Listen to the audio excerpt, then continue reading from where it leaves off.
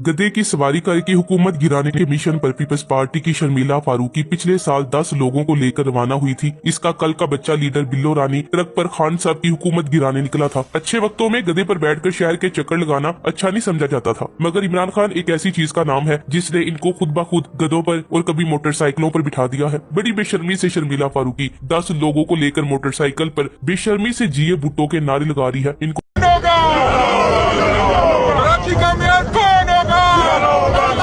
तो खुद ही शर्म आनी चाहिए, अपने साथ ठाठे मारता 10 लोगों का समंदर देकर। इससे ज्यादा लोग तो एक्ट्रेस मीरा जमा कर लेती है अपनी प्रेस कॉन्फ्रेंस में। जब तक भुट्टो ने नहीं मरना तब तक इस गरीब अवाम ने मरना है। इन गंदी नस्ल के लोगों को कभी शर्म नहीं आएगी। शर्मिला के 9 अपराध के भरपूर मार्च से सिंध की अवाम को कपड़ा तो मिला नहीं, बस रोटी और मकान बाकी है। पीपल्स पार्टी का पेट भरेगा तो ही गरीब को रोटी मिलेगी। एक शर्मिला फारूकी, एक बाइक, 8 लोग और एक सरकारी गाड़ी पर पीपल्स पार्टी का झंडा पेंट किया हुआ। बस अब पाकिस्तान में इनकलाब आ गया समझो। पागल दे पुत्र एक खोता गड्डी ते शर्मिला नु बिठा के 8 बंदे चले थे खान दी हुकूमत नु खत्म करने के लिए, मगर अब खुद मोटरसाइकिल पर लोफरियां मारने तक नौबत आ गई है। खान साहब की तहरीक के साथ गर्मों सर्द हवाओं का सामना करते दहाई गुजर गई हमारी भी, मगर इस्लामाबाद पर चढ़ाई के वक्त गोलियों और शेल्स का सामना करते वक्त भी टांगे यूं नहीं कांपी जितनी शर्मिला की मोटरसाइकिल की तूफानी रैली देखने के बाद कांपने लगी है। जिस हिसाब से ये जा रहे हैं मुझे लगता है अब चीन की हुकूमत भी गिराकर वापिस आएंगे। फिरौनों के खानदान को एक खान ने आसमान से सीधा जमीन पे उतार के साइकिलों पे चढ़ा दिया है। वाह, ये जो सिंध में आज भी भुट्टो जिंदा है इसकी वजह अंदरून की पसमानदगी है। इन लोगों को वोट का हक तक नहीं हासिल, हालांकि इनका भी वोट का हक है जो बैलेट पेपर पर लिखे नाम भी नहीं पढ़ सकते। 4 लोगों को लेकर गधा गाड़ी में हुकूमत गिराने निकलती है ये, और कभी मोटरसाइकिल पर जिए भुट्टो सारी जिंदगी लूट मार की हो तो फिर ऐसे एडवेंचर करने का बड़ा दिल करता है, क्योंकि अवाम की फिक्र तो होती नहीं इनको। कैसे कैसे बेशरम और वाहियात लोग हैं, पता नहीं ये सब कैसे कर लेते हैं। सिंध की हालत ही ऐसी है कि ना सड़कें हैं और ना इनमें चलने के काबिल गाड़ियां, तो अब गधा गाड़ी ही चलेगी या फिर मोटरसाइकिल। शर्मिला फारूकी की चोरी की दास्तानें तो नोश्ता दीवार है। और तो और मरियम सफदर के समदी सैफुर रहमान ने भी शर्मिला फारूकी और इनकी वालिदा के बिस्तरों में से भी करोड़ों रुपए बरामद किए थे। इसके घर की तलाशी हुई तो इसके बेड के मैट्रेस के नीचे डॉलर रखे हुए थे। ये पीपल्स पार्टी की रहनुमा शर्मिला फारूकी ही है जो साबिका हुकूमत में 5 रुपए पेट्रोल भरने पर एहतजाज कर रही थी और आजकल लापता है। सारी बातों का इलाज है, मगर जाला होने का इलाज सेहत कार्ड में भी नहीं है, वो ला इलाज है। स्टील मिल का बेड़ा शर्मिला फारूकी और इसके बाप ने गर्क किया। जालसाजी और नंबरी में माहिर है ये खातून। कराची यूनिवर्सिटी ने लॉ पीएचडी में दाखिला टेस्ट के नताइज का ऐलान हुआ कुछ ही अरसा पहले, तो इन नताइज के मुताबिक सिर्फ 12 उम्मीदवार कानून में पीएचडी के दर्जे में दाखिले के अहल करार पाए थे, और इन उम्मीदवारों में पीपल्स पार्टी की शर्मिला फारूकी भी शामिल थी। कैसे शामिल हुई? हमेशा की तरह जालसाजी और 2 नंबरी से। टेस्ट के नताइज आने के बाद वकला ने शर्मिला फारूकी पर इल्जाम भी आयद किया था कि वो बगैर टेस्ट दिए पीएचडी कानून की तालिबा बन गई है। बेशर्मी की इंतहा है कि शर्मिला फारूकी टेस्ट में शरीक नहीं थी, लेकिन नताइज में इसे कामयाब करार दिया गया, यानी कि आप और हम जैसे लोग इम्तिहान देकर भी फेल हो गए, मगर शर्मिला फारूकी इम्तिहान दिए बगैर ही पास हो जाती है और फिर ये मुंह खोलती है इमरान खान के खिलाफ। इसी शर्मिला फारूकी को नैब ने वाज़ेह तौर पर 2021 तक नाअहल किया था। उससे नैब अदालत से सजा हो चुकी है, लेकिन इलेक्शन कमीशन और सिंध हुकूमत ने नैब के फैसले की खिलाफ वर्जी की और 6 साल से मिलने वाली मराद की भी कोई कानूनी हैसियत नहीं जो शर्मिला फारूकी मुबैना तौर पर लेती रही। चेयरमैन सेक्रेटेरिएट को नैब की तरफ से लिखे गए वजाहती खत में बताया गया था कि स्टील मिल्स रेफरेंस नंबर 3 में शर्मिला फारूकी के खानदान को सजा हो चुकी है और खुद शर्मिला फारूकी को प्ले बार्गिन के तहत 21 साल की सजा हुई, लेकिन 4 माह बाद ही इस सजा में कमी हो गई। 2011 से वजीर आला की मुशीर थी और 2013 से रुकने असम्बली और वजीर भी थी। 2021 तक नैब के फैसले की रोशनी में कानूनी तौर पर नाअहल है और गुज़श्ता 6 साल से ली गई मराद भी गैर कानूनी है। जब शर्मिला फारूकी के वालिद उस्मान फारूकी स्टील मिल्स के चेयरमैन थे तो नैब ने उस वक्त दोनों के खिलाफ तहकीकात की थी। उस्मान फारूकी अपनी बेटी यानी शर्मिला की तरफ से भिजवाए गए चेक पर दस्तखत करते थे, वो सिर्फ रकम लिखकर इनको भिजवाती थी। छापे के दौरान ये चेक बुक इनके घर से बरामद हुई थी। इसे 21 साल की सजा हुई थी, मगर नैब के साथ प्ले बार्गेनिंग में कुछ रकम की अदायगी के बाद रिहाई मिल गई। ये सब इसी वजह से है क्योंकि भुट्टो जिंदा है। ये आज इनकलाबी नारे लगाने वाली शर्मिला फारूकी को नैब ने 21 साल के लिए नाअहल करार दिया था, तो फिर वो किस तरह मुख्तलिफ सरकारी ओहदों पर फाइज हुई और मुसलसल इंजॉय किया? सवाल तो असल ये है, मगर इसका जवाब कोई नहीं देगा। पीपल्स पार्टी में क्या नहीं होता। नू लीग में तो पापड़ और फालूदे वाले हैं, मगर पीपल्स पार्टी में तो जरदारी कोई तरीका छोड़ता नहीं जिससे मनी लॉन्ड्रिंग ना करता हो। अयान अली के किस्से को नहीं मालूम। आज भी पीपल्स पार्टी के वजीरों मुशीरों से अयान अली का पूछा जाए तो इन्हें मिर्गी के दौरे पड़ जाते हैं, इनके मुंह से लाल निकलती है, वो पागल कुत्तों की तरह काट खाने को दौड़ते हैं और जरदारी को वली अल्लाह साबित करने की कोशिश करते हैं। और ये शर्मिला फारूकी जैसे करप्ट लोग अब हमें सिखाएंगे। अयान अली की कहानी जिसको नहीं मालूम हम बताते हैं। पाकिस्तान से बाहर के एक मुल्क में जाते एयरपोर्ट पर कस्टम हुकाम ने अयान अली का बैग चेक करना चाहा तो अयान अली ने लापरवाही से बैग खोला और एजाज चौधरी नामी इंस्पेक्टर ने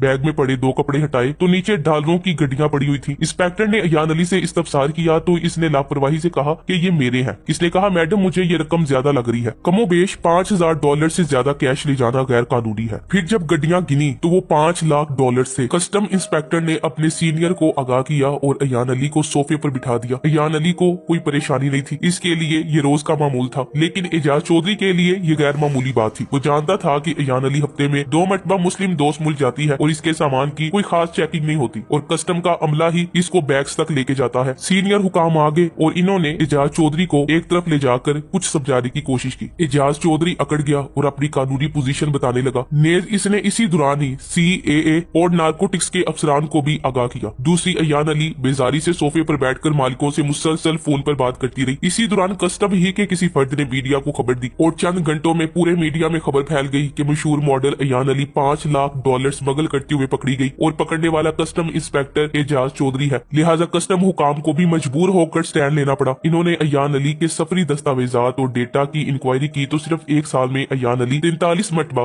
दोस्त मुल्क का सफर कर चुकी थी। अयान अली ने दौरान तफ्तीश इकरार किया कि वो अपनी जाती अखराजात और शॉपिंग के लिए डॉलर ही लेकर जाती थी। इस बार 43वें मरतबा पकड़ी गई थी। जब इससे पूछा गया कि इतने डॉलर इसके पास कहां से आए और वो डॉलर ही क्यों लेके जाती है तो इसके पास सिर्फ एक जवाब था, ये मेरी अपनी कमाई है। अयान अली की गिरफ्तारी के फौरन बाद पीपल्स पार्टी की लीगल टीम ने इसका केस लिया। मुल्क के चोटी के वकीलों ने बैठक की और मुख्तलिफ कानूनी नुकात और पॉइंट्स इकट्ठे किए। इन्हीं वकीलों में आज तहरीक इंसाफ के लिए हीरो का दर्जा देने वाला एतजाज एहसन भी शामिल। इन्होंने अयान अली के केस की पूरी पैरवी की। हर कदम पर वो लतीफ खूसा को गाइड करते रहे। हालांकि ये ओपन एंड शट केस था। शरीफ खानदान के मीडिया सेल और जरदारी मुखालिफ सहाफियों और तहरीक इंसाफ के कारकुनों और सोशल मीडिया ने अयान अली का नाम जरदारी से जोड़ा। गर्मा गर्म टॉक शोज होने लगे। पीपल्स पार्टी के लीडरों से सवाल जवाब होने लगे तो वो टॉक शोज में बिल्कुल बावले हो जाते थे। मुर्गे लड़ाने वाले एंकरों की भी चांदी हो गई। शर्मिला फारूकी से लेकर शेहला रजा तक और मुस्तफा खोखर से लेकर सईद गनी तक ने मरियम सफदर और कुलसूम नवाज के बारे में हर घटिया बात की। दूसरी तरफ तहरीक इंसाफ के कारकुन सोशल मीडिया पर छाए रहे। इन्होंने भुट्टो तक को कब्र से निकाल दिया। बहरहाल अयान अली की गिरफ्तारी से इस रियासत और इसके इदारों का असल इम्तिहान शुरू हुआ। वो जेल गई, फिर जब पेशों पर आती थी तो पूरे सरकारी प्रोटोकॉल के साथ बेशकीमत ब्रांड्स के ड्रेस और ताजा मेकअप करके अदालत आती थी। इसे जेल के 5 स्टार बैरक में रखा गया। कमरे में दुनिया की हर सहूलत मौजूद थी। वो इम्पोर्टेड मिनरल वाटर पीती थी और नाश्ते में अमेरिकन और चाइनीज फूड खाती थी। इसे वर्जिश की मशीनें मुहैया की गई। इसका फोन और लैपटॉप कस्टम हुकाम के पास था, लिहाजा इसे एक और फोन दिया गया। इसकी खिदमत के लिए पूरी जेल का अमला वक़्फ था। अयान अली के सारे केस और कैद में सबसे ज्यादा चांदी वकीलों की हुई। इन्होंने जम के दिहाड़ियां लगाई। दूसरे नंबर पर सबसे ज्यादा फायदा जेल हुकाम और पुलिस वालों को हुआ। तीसरे नंबर पर मीडिया था जिसने जरदारी और मलिक रियाज दोनों से भरपूर फायदा उठाया। साज शरीफों से भी जरदारी की मुखालफत में फायदा उठाते रहे। अयान अली मुल्क की तारीख की पहली कैदी थी जिसे जेल में 5 स्टार होटल की सहूलियात दी गई।